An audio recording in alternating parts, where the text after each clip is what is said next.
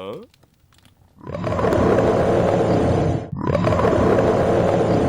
Oh, I am so sorry. You caught me off guard here in my cave? But how rude of me to not introduce myself. Hi, my name is Grizz Grizzman, and you have caught me scrolling through some of my favorite news sites on the internet.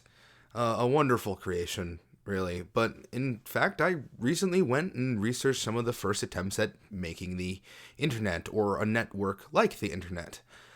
So why don't you grab a seat over there and join me as I, Grizz Grizzman, explains the ARPANET. Yes, it was really called that. That's a real thing.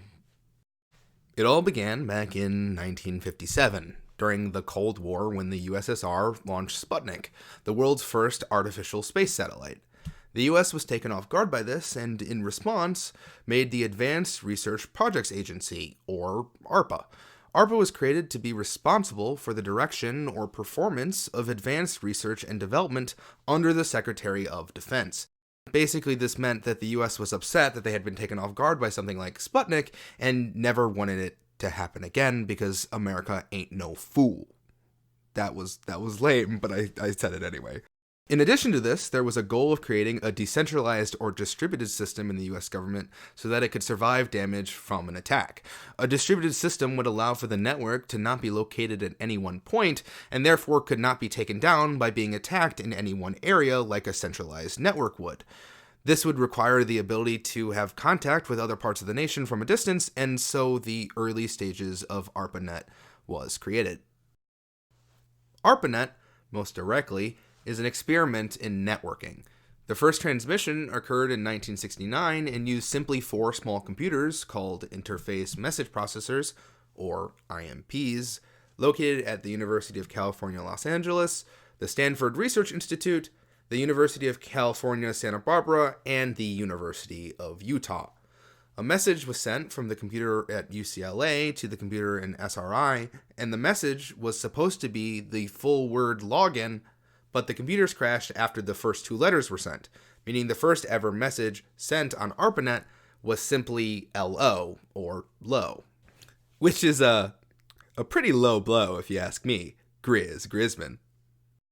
ARPANET was mainly used for communication for the American military, and over the years it grew kind of slowly, moving from the 4 stations in early 1970 and only getting to about 61 interconnected ARPANET nodes by July 1977. However, it is important to remember that there is more than one story to how the internet was first created, and the story of ARPANET is a fairly American-centric one. John Kerry and Martin C.J. Elton touch on this in their article, The Other Path to the Web, the Forgotten Role of Videotex and Other Early Online Services. They go on to discuss things that many people today would more closely link to the internet, like email, computer conferencing, online banking, and bulletin boards, and discuss that the story of ARPANET also greatly ignores the development of the internet in regards to social context. Primarily, they center the regular public interactions with the early internet to videotex services, which were services that utilized the technology of the time, like telephone connections, to help individuals receive information over a network, similar to ARPANET, but overall available to the public. Some of the early videotex services were Minitel and Prestel, which were from France and UK respectively, showing that there was this input from outside the US. Videotex was something that helped shape the internet in various ways that ARPANET did not, like making the concept of the internet normal and fun and approachable to people outside of the US government. So let's backtrack a little bit. Did the US government succeed in what they were trying to do in creating a completely decentralized or distributed network? Not exactly. According to Nicole Starosilski, Nicole Starosilski. Yes, that's correct.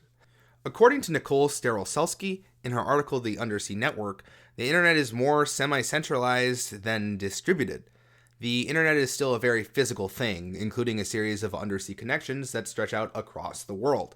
In fact, in this article, she discusses that the US still only has less than 20 total points of contact as information coming into it, and many other countries have less than that. like less than 5. And ultimately, ARPANET is one of the earliest instances of internet development, and we have the US government to thank for that early creation of networking. And I have you to thank for coming in and listening to this important piece of history. But, yep, I'm Grizz Grizzman, and thank you for listening. This is where Grizz Grizzman sheds the light a little bit. I'm supposed to use this video format to the best of my ability, and you know what people say at the end of videos? I'm Grizz Grizzman. Like and subscribe. Follow me on Twitter. I don't know what I'm going to do with that Twitter yet. I made it for this.